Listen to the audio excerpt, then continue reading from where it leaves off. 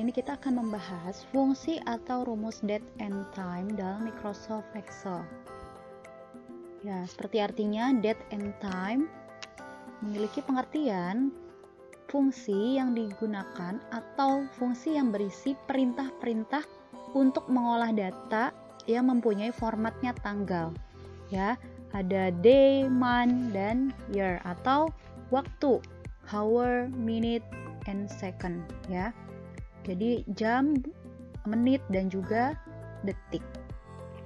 Jadi ini khusus digunakan ketika kita mau menentukan jumlah hari, jumlah tanggal, kemudian jam atau waktu. Langsung aja kita lihat. Jadi namanya fungsi date and time berarti terdiri dari dua. Yang pertama ada fungsi date, kemudian nanti yang kedua ada fungsi time. Fungsi date sendiri terbagi lagi. Ada beberapa fungsi date. Yang pertama adalah sesuai dengan namanya sendiri, yaitu fungsi date. Artinya digunakan untuk memasukkan tanggal ke dalam lembar kerja. Tanggalnya ini secara lengkap. Ada tahun, bulan, dan tanggal. Ini formatnya kalau dalam komputer. Mungkin biasanya kita membuatnya tanggal, bulan, baru tahun. Tapi kalau dalam komputer dengan fungsi atau rumus date, maka menjadi sama dengan date, buka kurung, tahunnya dulu, bulan, baru tanggalnya yang terakhir. Kita coba ya. Oke, ini saya sudah sediakan. Misalnya, saya sudah menyediakan tanggal 28 bulan 9 tahunnya 2004. Saya mau input ke dalam rumus date supaya dia menjadi format atau penulisan tanggal yang benar sesuai Microsoft Excel. Berarti saya ketik sama dengan date, buka kurung. Nah, ada petunjuknya. Yang harus diisi pertama adalah year-nya. Kemudian titik koma, month-nya, lalu titik koma lagi, dan terakhir day. Harinya, tutup kurung. Enter. Nah, jadi ya. Nah, ketika dibuat menjadi fungsi atau bentuk rumus date, maka dia akan teratur dimulai dari tanggal, bulan, dan tahun. Tapi saat tadi kita menginput di awal, kita masukinnya kebalikannya, tahun, bulan, baru tanggal. Dari belakang waktu kita menginput. Sedangkan kalau sudah ada hasilnya, dia dari depan. Dari tanggal, bulan, dan tahun. Oke, gampang ya. Lanjut, rumus yang kedua. Rumus atau fungsi yang kedua dari date yaitu adalah day. Day itu kan hari, berarti fungsi yang digunakan untuk mengetahui data tanggal atau hari. Tanggal itu sama juga hari ya, hari keberapa dalam bulan tersebut. Kalau dalam Excel. Oke, misalnya sama dengan day, buka kurung. Nah, kita pilih dari tanggal yang sudah tersedia di sini. Saya mau tahu dari tanggal yang tersedia di sini, day-nya atau harinya tuh yang mana. Buka kurung, tutup kurung. Oke, dapat ya, sudah jelas. Day-nya atau harinya yaitu hari ke-28 di bulan September. Lanjut. Fungsi month. Fungsi yang digunakan untuk mengetahui bulan dari suatu data date. Ya, bulan dari suatu data date. Data date-nya mana? Yang ini. Jadi data date ini mau kita ketahui bulannya. Berarti tinggal sama dengan month, buka kurung, klik date-nya, tutup kurung. Jadi kita nggak perlu mengetikkan manual 09, tapi bisa menggunakan rumus sama dengan month untuk merincikan. Ya, jadi ini perinciannya. Dari tanggal date ini, day-nya itu 28 atau harinya, atau tanggalnya, kemudian month-nya itu bulan 9, yang terakhir adalah year. Kita lihat dulu year. Year sesuai dengan artinya, yaitu tahun yang digunakan untuk mengetahui data tahun dari suatu data date. Ya. Date-nya ini berarti kita tinggal cari tahu sama dengan year, buka kurung, klik rumus date-nya, lalu tutup kurung. Enter, jadinya ini ya. Jadi dari rumus date di sini sudah kita buat rinciannya menggunakan 3 rumus lainnya, day, month, dan year. 28, 9, 2004. Itu ya. Jadi itu 4 rumus yang pertama dari rumus date itu sendiri. Kemudian ada 3 rumus lagi. Fungsi date yang kelima adalah fungsi today. Today artinya apa? Hari ini. Berarti digunakan untuk memasukkan tanggal hari ini. Jadi di komputer kita ini sudah ada tanggal ya, di sini di pojok kanan bawah ada tanggalnya. Sesuai dengan komputer masing-masing. Kalau kita mengetik sama dengan today buka kurung tutup kurung, ya sama dengan today buka kurung dan tutup kurung, maka dengan otomatis Excel ini akan memasukkan atau mengeluarkan, menginput gitu ya, atau menyantumkan tanggal lengkap ya dari tanggal, bulan, tahun di komputer kita sesuai komputer kita. Coba kita enter. Nah ini 1 November 2020 sesuai dengan hari ini atau hari yang ada di komputer. Kemudian ada rumus apa lagi? Sama dengan now. Now dalam bahasa Inggris yang artinya sekarang, maka digunakan untuk memasukkan tanggal dan jam sekarang. Nah ada bedanya, ternyata di sini ada tambahannya jam. Kalau tadi hanya ada tanggal di rumus today, tanggal sekarang, kalau kita menggunakan rumus now berarti akan muncul jamnya juga. Coba sama dengan now, buka kurung, tutup kurung. Nah, ternyata sekarang pukul 21.28. Berarti sudah lengkap nih, ada tanggal dan juga ada jamnya. Yang terakhir, rumus yang terakhir adalah fungsi days 360. Apa sih artinya 360?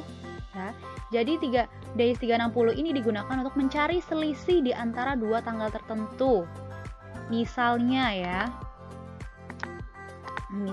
saya buat di sini untuk contoh 21 Mei 2020 ke 30 November 2020. Nah, saya mau buat selisihnya berapa hari sih dari tanggal 21 Mei ke 30 November.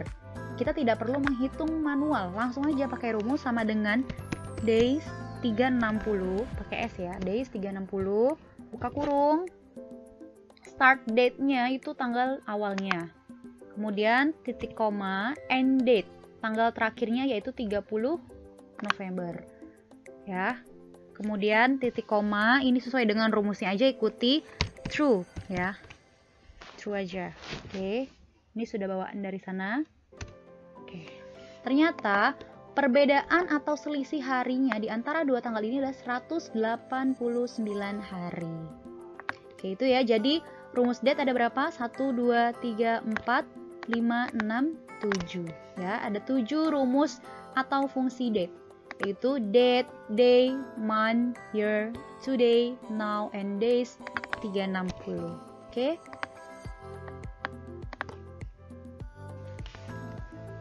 Lanjut kita ke fungsi time atau waktu. Fungsi time sendiri ada beberapa, dibagi lagi ya.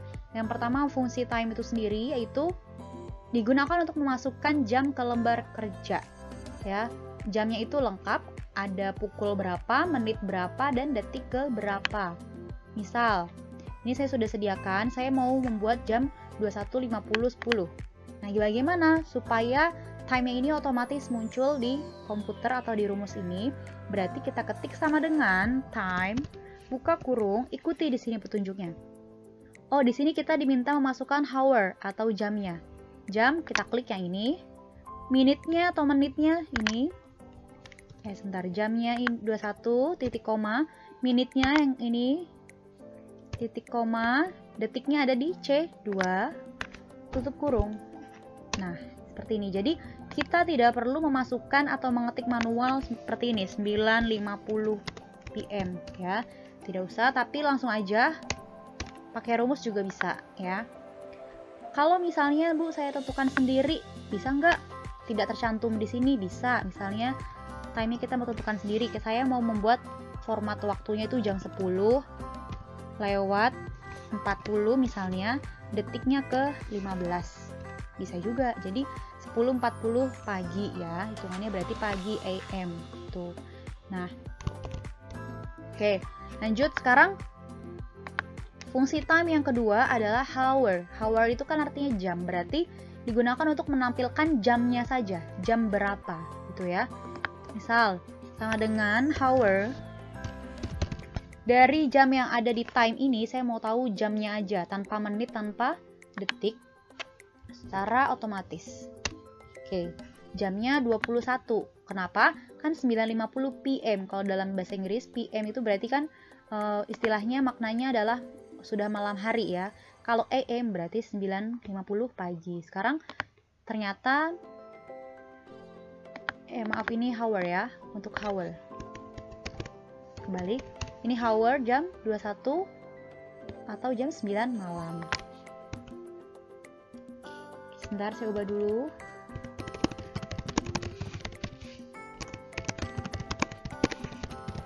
Oke, hour sudah ya, hournya 21. Kemudian kalau minute berarti digunakan untuk menampilkan menitnya saja ya, digunakan untuk menampilkan menitnya saja. Menit keberapa dari suatu sel yang kita pilih. Oke, sama dengan minute. Buka kurung, selnya mana yang mau kita pilih, yang saya mau cari tahu menitnya adalah ini. Berarti D2 tutup kurung, enter. Oh, menitnya ke 50 sudah terlihat jelas ya di sini. Jadi kalau salah di sini berarti salah menuliskan rumus ya. Kemudian sekarang yang terakhir second. Oke, second di sini dalam materinya digunakan untuk menampilkan detiknya saja ya, detiknya saja yang kita ambil dari sel tertentu. Sama dengan second, buka kurung, kita klik D2 ini, sel D2, tutup kurung. Nah, di sini mungkin tidak terlihat ya saat tadi kita menginput, tidak tampil detik keberapanya, tapi ketika kita ambil dengan menggunakan rumus second, dia akan muncul, oh ternyata jam 9.50-nya itu lewatnya detiknya 10 detik. Itu ya. Jadi rumus time ada 4. Time, hour, minute, and second. Oke, itu sekian untuk hari ini.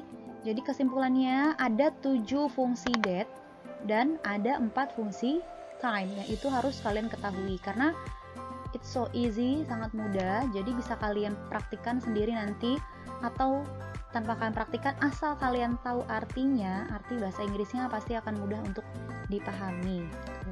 Selamat belajar dan selamat untuk mempraktikkan.